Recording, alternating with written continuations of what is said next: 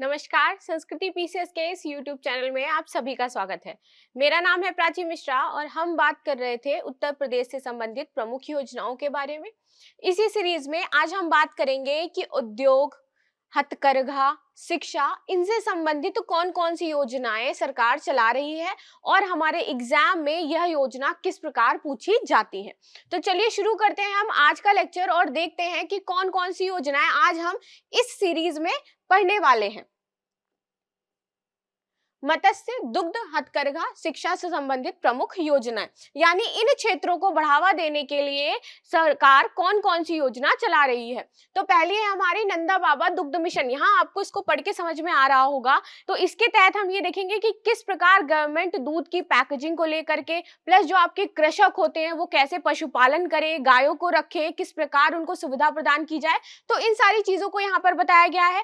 दूसरा है प्रधानमंत्री मत्स्य संपदा योजना, यहाँ पर मछली पालन से रिलेटेड आजकल आप देख रहे होंगे कि मछली से संबंधित लोगों को सरकार बहुत ही ज्यादा प्रोत्साहन प्रदान कर रही है, राशि दे रही है ताकि वो क्या करें, मछली पालन को बढ़ावा दे सके। ठीक है, तो इससे संबंधित क्या योजनाएं चल रही हैं? ऑपरेशन कायाकल्प। ये ऑपरेशन आपका कायाकल्प शिक्षा से संबंधित है, यानी कि शिक्षा के क्षेत्र में सुधार करना है। गांव की जो सरकारी स्कूल है वहां पर नई नई तकनीकी लगानी है, उसको अत्याधुनिक बनाना है और जो पैटर्न है, जिस पैटर्न पे वो पढ़ाई कर रहे हैं उसको चेंज करना है। समग्र शिक्षा अभियान, सभी के लिए शिक्षा, ये भी शिक्षा से संबंधित है। तो चलिए आज इन्हीं चारों योजनाओं के बारे में हम बात करेंगे और देखेंगे कौन कौन सी योजनाएं किस प्रकार चल रही हैं। यदि मैं बात करूं कि नंदा बाबा दुग्ध मिशन की शुरुआत कब हुई, तो यह शुरू हुआ है आपका 6 जून 2023, यानी इसी वर्ष यह योजना शुरू करी गई है और इसके लिए बजट का प्रावधान जो किया गया है वो 1000 करोड़ रुपए का किया गया है। ठीक है, आगे देख लेते हैं कि क्या क्या इसके उद्देश्य रहे हैं और किस प्रकार इसको, जो आपका मिल्क प्रोडक्शन है उसके क्षेत्र में कैसे बढ़ावा दिया जाएगा। तो दूध उत्पादन को बढ़ावा देना और दूध उत्पादकों को उचित मूल्य पर डेयरी सहकारी समितियों के माध्यम से अपना जो दूध होता है उसको बेचने का अवसर प्रदान करना। यानी आप देखते हो ना, गांव में आते हैं दूधिए, गाय पालते हैं, उनको चारा खिलाते हैं, उसके बाद ले करके शहरों में जाकर के दूध को क्या करते हैं, बेचते हैं। तो वहां पे उनका टाइम जाता है, ठीक है, उनका समय भी लगता है और उनको उस प्रकार से मूल्य भी प्राप्त नहीं होता है। तो अब यहाँ पे क्या किया जाएगा, जितने भी दूधिए होंगे गाँव में उनको एक सहकारी समिति से जोड़ दिया जाएगा और उचित मूल्य पर वो अब गाँव में ही अपना जो दूध है वो क्या करते हैं, लोगों को दे सकते हैं और धन जो है वो अर्जित कर सकते हैं। उनको अब बाहर जाने की जरूरत नहीं होगी, बहुत ज्यादा ट्रेवल करने की जरूरत नहीं होगी। ठीक है, तो इससे उनको क्या मिलेगी, सहायता मिलेगी और साथ ही साथ किस प्रकार से दूध के उत्पादन में वृद्धि करी जाए ये सारी टिप्स भी उनको बताई जाएंगी। ठीक है, तो इस तरह से यह कार्य होगा। दूसरा क्या है, लाभ इसके किस प्रकार मिलेंगे, तो इसकी बात कर लेते हैं। इस मिशन के तहत गांवों में दुग्ध उत्पादन सहकारी समितियों जो है उनको स्थापित किया जाएगा और गांव के दूधियों को उनसे जोड़ दिया जाएगा ताकि वह गांव में ही क्या कर सके, दूध की बिक्री कर सके। ग्रामीण क्षेत्र में दूध का व्यापार आय का एक अतिरिक्त साधन है। तो आप सभी जानते हो कि ग्रामीण क्षेत्रों में लोग क्या करते हैं, गाय पालते हैं, भैंस पालते हैं, ठीक है, और वही लोग जो होते हैं वो शहरों में जाकर के दूध देते हैं। तो ये कृषि के अलावा उनका एक अतिरिक्त आय का साधन हो जाता है। वो कृषि तो करते ही हैं, साथ ही साथ उनका यह कार्य भी होता है। और ऐसा नहीं है कि दूध सिर्फ इसी डेयरी प्रोडक्शन में, बहुत सारे हम उससे बहुत सारी चीजें बना सकते हैं, लाइक पनीर बनता है, उससे दही बनता है। तो यह एक बहुत बड़ा मैन्युफैक्चरिंग जो एक हब है वो बन सकता है इससे। और सरकार यही चाहती है कि सिर्फ दूध के क्षेत्र में ना रह करके अलग क्षेत्रों में भी इसका विस्तार किया जाए। ठीक है, तो इसी के तहत वित्तीय वर्ष 2023-24 में यह एक पायलट प्रोजेक्ट है। पायलट प्रोजेक्ट का मतलब क्या होता है, पायलट प्रोजेक्ट वह होता है जिस प्रोजेक्ट को कुछ समय के लिए चलाया जाता है, देखा जाता है कि इस प्रोजेक्ट से फायदा हो रहा है, किस प्रकार लोगों को इसका लाभ प्राप्त हो रहा है, और यदि वह सफल रहता है तब इसको पूरी तरह से सभी क्षेत्रों में लागू कर दिया जाता है। तो पायलट प्रोजेक्ट इनिशियल स्टेज में 2, 3, 4 महीनों के लिए चलाया जाता है। ठीक है, इसके बाद जैसा मैंने बोला कि यदि उसके बहुत अच्छे रिस्पॉन्स आ रहे होते हैं तो इसको पूरी तरह से लागू कर दिया जाता है। अब देख लेते हैं कि पायलट प्रोजेक्ट के तौर पर कितने, 5 जिलों में और 5 डेयरी किसान उत्पादन संगठन बनाए गए थे। तो 5 जिलों में 5 डेयरी उत्पादन संगठन बनाए गए। अब इससे रिस्पांस जब बहुत अच्छा गवर्नमेंट को मिला या बहुत अच्छा उन्होंने देखा कि हाँ इससे लाभ प्राप्त हो रहा है लोगों को, देन इसको पूरी तरीके से हर जिले में, जितने भी जिले हैं वहां पर इसको स्थापित किया जाएगा और वहां पे ये जो डेयरी संगठन आपको किसान उत्पादन संगठन दिख रहे हैं ये वहां पे स्टैब्लिश किए जाएंगे। ठीक है, इस मिशन के तहत किसानों को उन्नत नस्ल की स्वदेशी गायों की खरीद में भी अनुदान दिया जाएगा। अब देखिए, गाय आपने सुनी होंगी किस प्रकार की होती है, जर्सी गाय कहते हैं कि बहुत ज्यादा जो है वो दूध देती है।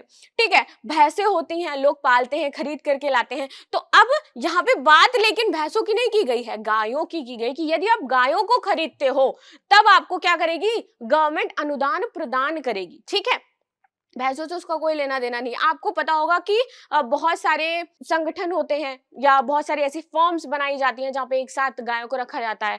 ठीक है, पर वहां से डेयरी प्रोडक्शन होता है एंड जाता है। तो ये एक आय का अतिरिक्त साधन भी है और बहुत ही महत्वपूर्ण चीज भी है।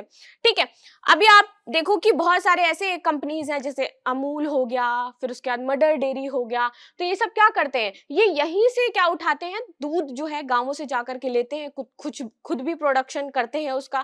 ठीक है, और उसके बाद जाकर के क्या है, पैकेज करके हर जगह बेचते हैं। तो यहाँ पे सबसे ज्यादा लाभ किसको मिल रहा है, उस कंपनी को मिल रहा है, ना कि उन लोगों को मिल रहा है जो वहां पे कार्य कर रहे हैं या उनको दूध प्रोवाइड कर रहे हैं। उनको तो एक फिक्स अमाउंट जो होता है वो मिल जाता है, एक नॉर्मल अमाउंट पे उनसे दूध खरीद लिया जाता है। लेकिन पैसा यहाँ पे ज्यादा कौन कमाता है, तो पैसा यहाँ पे कंपनी ज्यादा कमा रही है। तो इसी को ये जो गैप एक तरीके का बन जाता है और जो किसान है जो एक्चुअल मेहनत करते हैं और उनको उनका पैसा जो मिलना चाहिए वो नहीं मिल पाता है। तो इसीलिए अब क्या किया जाएगा कि ये सहकारी समितियां बनाई जाएंगी, गांव में ही वो अपना दूध बिक्री कर सके और उनको उचित लाभ मिल सके, इस तरह की व्यवस्था की जाएगी। ठीक है, आगे देख लेते हैं। सरकार की तरफ से प्रोत्साहन राशि दी जाएगी और गायों के लिए चारा और पशु आहार बनाने में भी अनुदान दिया जाएगा। गायों का चारा होता है, पशु आहार आप सुनते हो, तो उसके लिए जो वो लाना चाहेंगे उसके लिए भी गवर्नमेंट उनको क्या करेगी, अनुदान देगी, यानी धनराशि प्रदान करेगी। ठीक है, प्रदेश स्तर पर मुख्य सचिव और जनपद स्तर पर डीएम की अध्यक्षता में समितियां बनाई गई हैं। देखिए, प्रदेश स्तर पर यदि समिति बनाई जा रही है तो उसको कौन देखेगा, जो वहां के मुख्य सचिव हैं वो देखेंगे। ठीक है, यदि जनपद स्तर पर है, जिला स्तर पर है, तो उसको डीएम देखेगा। पूरी जिम्मेदारी जो होगी उसको चलाने की किसकी होगी, डीएम की होगी। चलिए आगे देख लेते हैं। उत्तर प्रदेश दुग्धशाला विकास एवं दुग्ध उत्पादन प्रोत्साहन नीति 2022 बनाई गई है। ठीक है, और इसी नीति के साथ इस नंदा बाबा दुग्ध मिशन का क्या है, तालमेल बिठाया जा रहा है।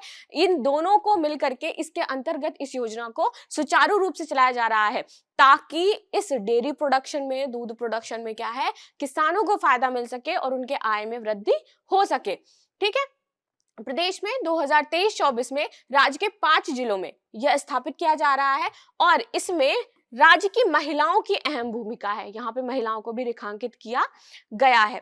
ठीक है, यह मिशन दुग्ध उत्पादन के क्षेत्र में 25% से अधिक की वार्षिक वृद्धि सहायता देगा आपकी। तो कितनी ये चाहते हैं कि इस मिशन के उत्पादन से क्या हो, ये जो मिशन दुग्ध है इसके जो उत्पादन हो रहा है दूध का, उसमें 25% से अधिक की वार्षिक वृद्धि आए। ठीक है, जितना अभी हम प्रोडक्शन कर रहे हैं दूध में, उससे 25% एक्स्ट्रा हम प्रोडक्शन कर पाए। तो यह नीति बनाई जा रही है। देख लेते हैं दूसरा क्या है, प्रधानमंत्री मत्स्य संपदा योजना। देखिए, आपने देखा होगा कि कई ऐसे क्षेत्र होते हैं जो जहां पर मछली पालन को अच्छा नहीं मानते हैं, लोग मुर्गी फार्म्स नहीं खोलना चाहते हैं। उनका कहना होता है कि मछली पालन सिर्फ जो छोटे लोग होते हैं या छोटे जाति के लोग होते हैं वो वही करते हैं। ठीक है, तो लोग इसको बहुत अच्छे स्तर पर जाकर के बढ़ावा नहीं दे रहे हैं। गांव क्षेत्र में जाओगे कि अरे क्या करते हैं, वो तालाब में मछली पालते हैं। तो किसानों को यहाँ पर बताया जा रहा है कि आप मछली पालन की तरफ जाएं। ठीक है, तालाबों में मछली पालन कर ले, ताकि क्या हो सके, उसका लोगों को फायदा मिल सके और किसानों को भी उसका फायदा मिलेगा। अब किस प्रकार से मिलेगा, देखिए हम क्या करेंगे, इसको अदर राज्यों में एक्सपोर्ट करेंगे। जैसे वर्तमान में बिहार मछली पालन में प्रथम स्थान पर है। ठीक है, वो पश्चिम बंगाल, झारखंड, छत्तीसगढ़ यहाँ पर अपना प्रोडक्शन जो होता है उसको बेचता है, परचेज करते हैं वहां आसपास के उसके जो राज्य होते हैं उससे। तो ऐसा ही उत्तर प्रदेश भी चाहता है कि यदि मत्स्य जो संपदा योजना है इसीलिए लाई जा रही है कि यदि उत्तर प्रदेश मछली प्रोडक्शन में क्या हो जाएगा, सेल्फ डिपेंडेंट हो जाएगा, तो उसकी इकोनॉमी भी बिल्ड होगी। ठीक है, उससे भी आसपास के राज्य जो होंगे वो क्या करेंगे, परचेज करेंगे। तो इससे किसानों को भी फायदा होगा और उत्तर प्रदेश की जो इकोनॉमी है वो भी बूस्ट होगी। ठीक है, इसका मंत्रालय क्या है, तो मत्स्य पालन, पशुपालन एवं डेयरी मंत्रालय, इसके अंतर्गत यह योजना चल रही है। यह 10 सितंबर 2020 को शुरू की गई थी। ठीक है, अब देख लेते हैं भाई कि इस योजना के उद्देश्य क्या है। तो यहाँ पे मछुआरों और मछली किसानों के सामाजिक आर्थिक कल्याण को सुनिश्चित करने हेतु यह जो मूल्य श्रृंखला है और इसको आधुनिक बनाने हेतु यह चलाया जा रहा है। यानी कि जो मछुआरे हैं और जो किसान हैं तो उनके क्या जो आर्थिक स्थिति है वो मजबूत हो सके, प्लस जो ये मूल्य श्रृंखला है उसका आधुनिकीकरण हो सके। चलिए आगे देख लेते हैं। ट्रेसेबिलिटी को बढ़ाना और एक मजबूत मत्स्य प्रबंधन ढांचा स्थापित करना, जो कि अभी यूपी में नहीं है। आगे देखते हैं लाभ क्या होगा। तो भारत में मत्स्य पालन क्षेत्र के सतत और जिम्मेदार विकास के माध्यम से नीली क्रांति लाने की योजना है। ठीक है, नीली क्रांति लाने की योजना है, यानी ज्यादा से ज्यादा जो मत्स्य है उसका उत्पादन करना है। और हम क्या चाहते हैं, ताकि हम ज्यादा मत्स्य उत्पादन करें और अदर जो हमारे राज्य हैं, जो लाइक जैसे पश्चिम बंगाल हो गया जहाँ पे बहुत ही ज्यादा कंजप्शन है मछली का, तो वहां पर हम इसको क्या कर सके, बेचे। मछुआरों के लिए कल्याण समिति बनाई जाएगी, ठीक है, जहां पर वो समग्र किसान के लिए 20,050 करोड़ रुपए जो है वो आवंटित किए गए हैं। किसके लिए, कल्याण सहित मत्स्य पालन के क्षेत्र में। कितने करोड़ रुपए हैं, 20,050 करोड़ रुपए ये मछुआरों के लिए आवंटित किए गए हैं। ठीक है, तो PMMSY को वित्त वर्ष 2020-21 से वित्त वर्ष 24-25 तक 5 वर्ष की अवधि के लिए सभी राज्यों और केंद्र शासित प्रदेशों में लागू किया गया है। PMSSY को मछली उत्पादन, उत्पादकता और गुणवत्ता से लेकर के प्रौद्योगिकी, फसल कटाई के बाद बुनियादी ढांचे और विपणन तक मत्स्य पालन मूल श्रृंखला में महत्वपूर्ण अंतराल को संबोधित करने के लिए डिजाइन किया गया है। ठीक है, अब इसको यदि शॉर्ट फॉर्म में देखें तो यहाँ पे क्या करेगा, मछली के उत्पादन से संबंधित जो भी चीजें होंगी, प्रौद्योगिकी, फसल कटाई, बुनियादी, इन सभी का सुदृढ़ीकरण करेगा, उनके लिए एक श्रृंखला का निर्माण करेगा, इनको बढ़ावा देगा। तो बेसिकली सिंपल लाइन में, सीधी लाइन में ये इसका अर्थ है।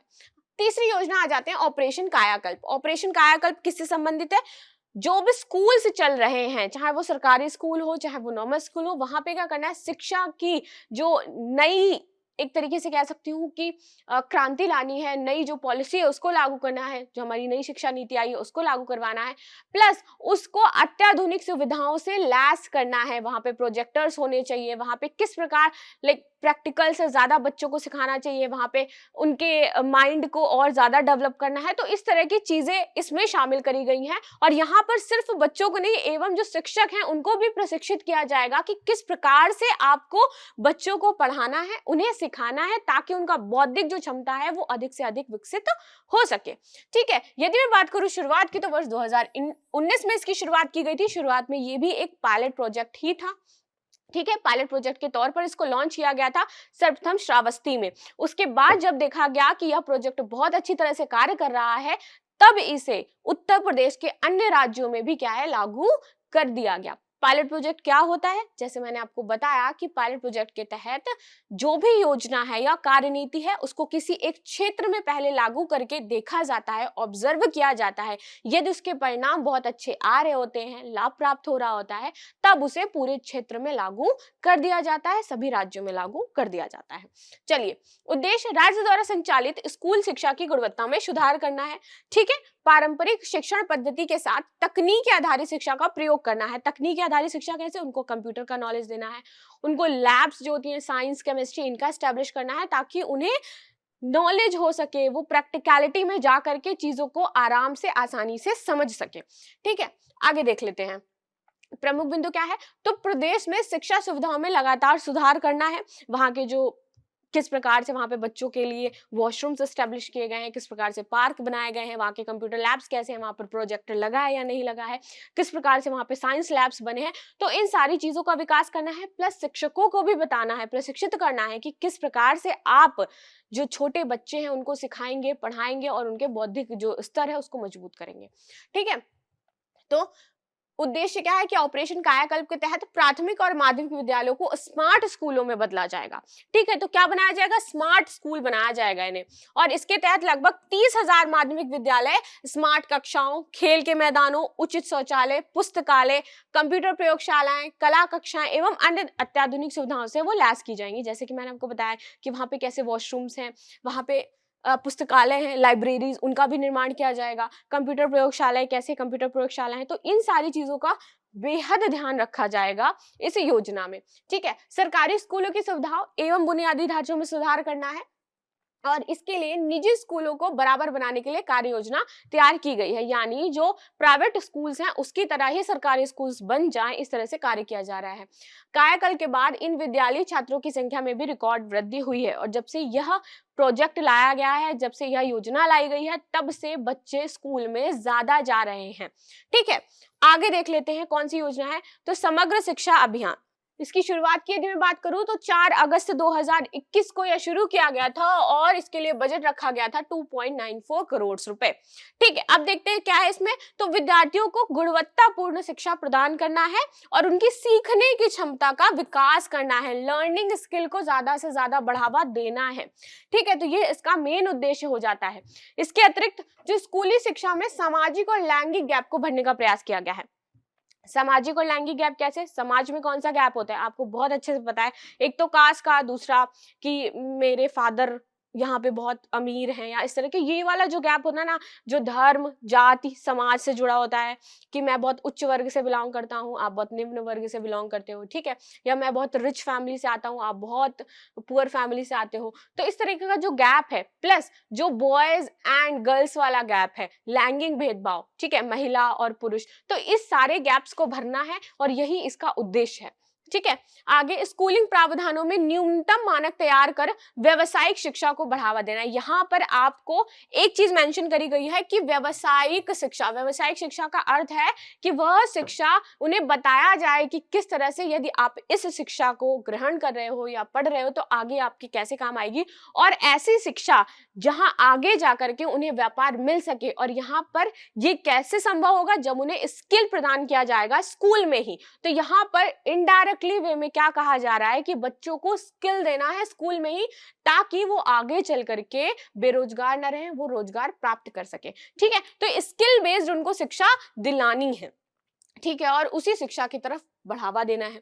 आगे शिक्षण प्रशिक्षण केंद्र के माध्यम से सभी शिक्षकों को ट्रेनिंग भी प्रदान करी जाएगी। तो यहाँ पे ट्रेनिंग मैंने ऑपरेशन कायाकल्प में बताया था, वहां पे भी शिक्षकों को ट्रेनिंग दी जाएगी, यहाँ पे भी शिक्षकों को ट्रेनिंग दी जाएगी। बताया जाएगा कि आपको किस प्रकार से बच्चों को पढ़ाना है जिससे वह बेहतर तरीके से अपना कार्य कर सके। और शिक्षण प्रक्रिया में नई तकनीक का प्रयोग भी किया जाएगा। नई तकनीकी वही जैसे कंप्यूटर्स, लैब्स, प्रोजेक्टर्स लगाए जाएंगे। ठीक है, ग्राफिक के माध्यम से उनको चीजें समझाई जाएंगी, प्रैक्टिकल लैब्स जो है वहां पे जाके करवाया जाएगा। तो इन सारी चीजें जो है उन्हें बताई जाएंगी ताकि उनका बौद्धिक विकास भी हो सके और वह अच्छे से चीजों को समझ सके। लाभ क्या होगा, तो समग्र शिक्षा अभियान को संक्षिप्त में SSA 2.0 भी कहते हैं। ठीक है, इसके तहत इस स्कीम के माध्यम से सतत विकास लक्ष्य SDG 4 और राष्ट्रीय शिक्षा पॉलिसी 2020 को सम्मिलित करके एक नया स्वरूप प्रदान किया गया है। ठीक है, अब सतत विकास लक्ष्य मतलब हमें विकसित होना है। ठीक है, इसके लिए क्या चाहिए, रोजगार लोगों को प्रदान करना है, इंफ्रास्ट्रक्चर को बिल्ड भी करना है। ठीक, तो इन सब चीजों को ध्यान में रखते हुए इस पॉलिसी को लाया गया है, समग्र शिक्षा अभियान को लाया गया है कि हमें बच्चों को वो पढ़ाना है जहां पर आगे जाकर के उन्हें उसका लाभ रोजगार प्राप्त करने में मिल सके। ठीक है, इसमें प्री एलिमेंट्री अर्थात प्राथमिक शिक्षा से लेकर के 12वीं तक का समान समावेशी कक्षा वातावरण उपलब्ध कराया जाएगा। यानी जो फर्स्ट क्लास में जिस प्रकार का एनवायरनमेंट है, जो प्रोजेक्टर लगा हुआ है, जो कंप्यूटर लैब्स हैं, जो भी चीजें हैं, उस अकॉर्डिंग 12th तक वो सेम ही रहेगी, उस तरह का एनवायरनमेंट उन्हें दिया जाएगा। ठीक है, लर्निंग स्किल उन्हें बताई जाएंगी। केंद्र सरकार द्वारा SSA 2.0 को 1 अप्रैल 2021 से 26 मार्च 2026 तक लागू किया गया है। ठीक है, तो ये इसमें चीजें बताई गई हैं। आगे देख लेते हैं।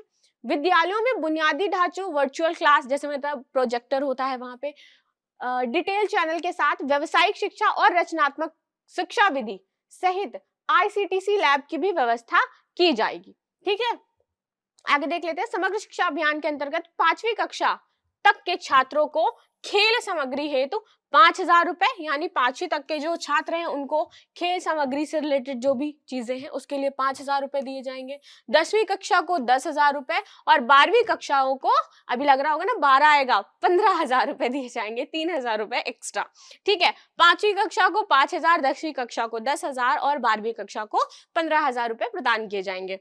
सभी विद्यालयों में छात्रों के लिए 1 घंटे की फिजिकल एक्टिविटी आवश्यक ही है। अब ऐसे तो कहने को होती थी, पहले भी होती थी कि पीटी क्लास है, आज आज स्पोर्ट डे है, आज स्पोर्ट सैटरडे को करवाया जाएगा, आज आर्ट क्लास है, बट वो होता कुछ नहीं था। बट यहाँ पर जोर दिया गया है कि यदि 1 घंटे की फिजिकल एक्टिविटी है तो आपको करवानी है, वहां पे कार्य आपको करवाना है। ठीक है, आगे देख लेते हैं। इस स्कीम के अंतर्गत शिक्षक पाठ्य सामग्री भी तैयार की जाएगी और इसके लिए प्रत्येक छात्र 500 रुपए राशि रखी गई है, यानी जो प्रत्येक छात्र है वो 500 रुपए दे करके यह सामग्री ले सकता है। जो भी दिव्यांग विद्यार्थी हैं, उन्हें देश के केंद्रीय विद्यालयों में पढ़ रहे हैं, उन्हें हर महीने 200 रुपए की धनराशि दी जाएगी। ठीक है, तो जो भी दिव्यांग है देश के किसी भी केंद्रीय विद्यालय में है, उन्हें 200 रुपए प्राप्त होंगे। समग्र शिक्षा अभियान के तहत क्रियान्वयन हेतु लगने वाली राशि का 60% कौन देगा? केंद्र सरकार भुगतान करेगी और 40% कौन देगा? राज्य सरकार द्वारा दिया जाएगा। ठीक है, तो इसमें यह चीजें बताई गई हैं आपकी। आगे देख लेते हैं। उत्तर पूर्वी क्षेत्र और पहाड़ी क्षेत्रों में, तो ये नॉर्मल एरिया जो प्लेन था उसके लिए था, लेकिन जब आप पहाड़ी क्षेत्रों में जाओगे, जैसे हिमाचल का हो गया, जम्मू कश्मीर हो गया, तो ये जो पहाड़ी क्षेत्र है वहां पर ये परसेंटेज चेंज हो जाता है। यहाँ पे केंद्र सरकार 90% देगी और जो राज्य सरकार होगी वो इस खर्च का 10% ही वहन करेगी। ठीक है, समग्र शिक्षा अभियान 2.0 के अंतर्गत स्कूली शिक्षा को बीच में ही छोड़ देने वाले जितने भी छात्र हैं उन पर विशेष ध्यान दिया जाएगा और व्यावसायिक शिक्षा पर भी उनको पढ़ाया जाएगा कि जो बीच में छोड़ रहे हैं तो भाई आगे जाकर के वो किसी तरीके का रोजगार प्राप्त कर सके। इसके तहत सभी स्कूलों में लाइब्रेरी का निर्माण किया जाएगा और इसी के अंतर्गत 5,000 रुपए से लेकर के 10,000 रुपए तक की धनराशि प्रदान करी जाएगी। तो यह थी आज की क्लास जो हमने देखी कि क्या क्या चीजें इसमें सम्मिलित हैं। यह आपकी किससे? मत्स्य उद्योग, हथकरघा, दुग्ध शिक्षा, इनसे संबंधित थी। इसका एक और पार्ट होगा, इसके बाद यूपी की जो स्कीम की सीरीज है वो समाप्त हो जाएगी। आज हमारा एपिसोड 11 था जो आपने देखा। यदि आपको लेक्चर बहुत अच्छा लगा हो, समझ में आया हो, तो हमारे चैनल को लाइक, शेयर एंड सब्सक्राइब अवश्य करें। मिलते हैं आपसे नेक्स्ट क्लास में, तब तक के लिए धन्यवाद।